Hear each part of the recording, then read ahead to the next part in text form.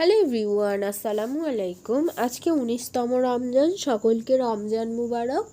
আজকে ইফতারের জন্য আমি বানিয়ে নিয়েছি কুমড়ো পাতার চপ, বেগুনি আর রয়েছে উচ্ছে পাতার চপ। তেলে ভাজার মধ্যে এই 3 ধরনের তেলে ভাজা বানিয়েছি ইফতারের জন্য। আর ফলের মধ্যে রয়েছে কাঁচা ছোলা, গাজর, কমলা লেবু, খেজুর, ডালিম, তরমুজ আর রয়েছে পেঁপে, আঙুর আর আপেল।